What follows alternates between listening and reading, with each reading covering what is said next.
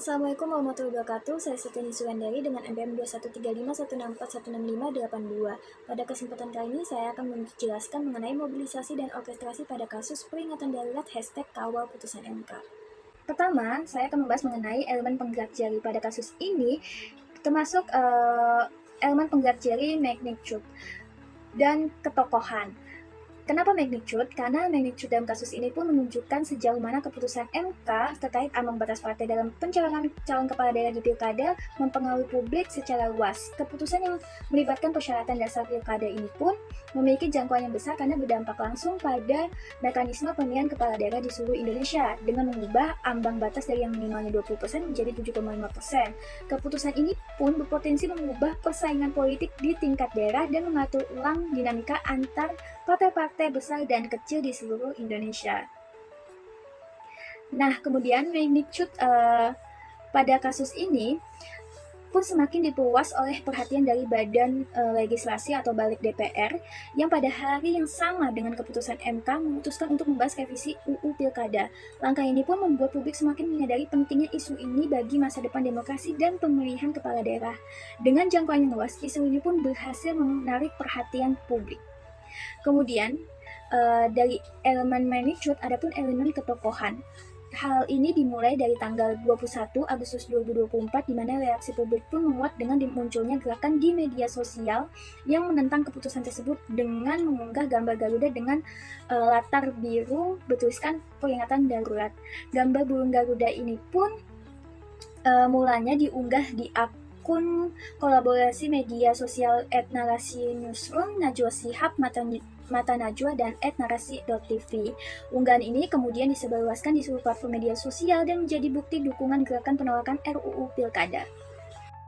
Lalu bagaimana dengan bauran mobilisasi pada kasus ini? Kita akan membahas terlebih dahulu mengenai story.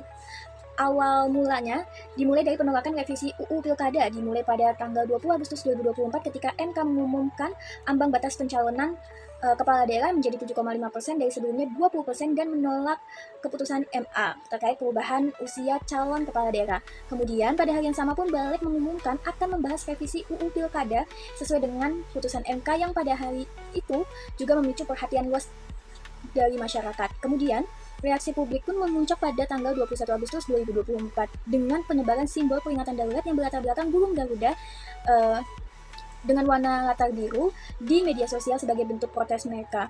Aksi massa pun direncanakan dengan fokus pada gedung DPR, Istana, Kantor KPU, dan MK di Jakarta. Pada tanggal 22 Agustus 2024, demonstrasi pun serentak terjadi di berbagai daerah dengan dukungan tokoh publik seperti Reza Rahadian, Mamat Al-Katiri, Abdur, dan Tom Lembong. Aksi ini pun menjadi sorotan di berbagai media internasional, Korea, Thailand, dan negara-negara lainnya karena aksi ini sebagai tanda ketidakpuasan publik terhadap potensi kemunduran demokrasi di Indonesia dan ketidakpuasan pada pemerintahan. Dalam kasus ini, narasi peringatan darurat #kawal putusan MK menekankan pentingnya menjaga integritas demokrasi pada suatu negara dan hak-hak pilih masyarakat. Nah, kemudian bauran mobilisasi kedua adalah hype. Dengan dukungan netizen yang aktif, tagar #peringatan darurat dan kawal putusan MK pun menjadi trending di media sosial. Hal ini memperluas jangkauan dan relevansi narasi ke seluruh kalangan. Tagar dominan yang muncul adalah #kawal putusan MK. Selain itu, warganet dari berbagai elemen pun juga menggunakan tagar lain untuk menunjukkan protesnya, yakni #tolak politik dinasti, #politik pilkada akal-akalan, #kawal demokrasi, #salam jari, #Indonesia tanpa Wowiwo, dan #tolak politik dinasti Jokowi.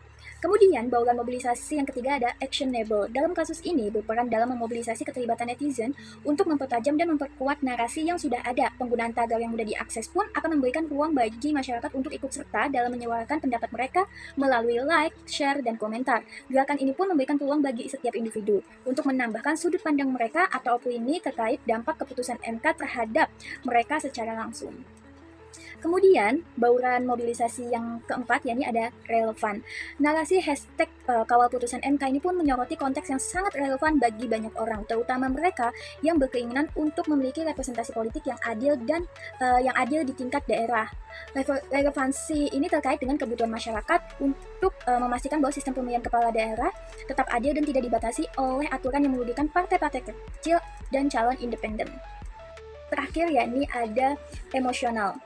Pada kasus ini, emosi pun keluar dari berbagai pernyataan tokoh publik, influencer, dan masyarakat yang merasa dirugikan oleh keputusan ini. Perasaan campur aduk pun dari takut marah atau kekhawatiran atas kemungkinan terjadinya manipulasi kekuasaan di tingkat daerah ini menciptakan emosional dalam narasi gerakan ini sehingga mendorong publik pun untuk lebih peduli dan aktif dalam menyebarluaskan pesan ini.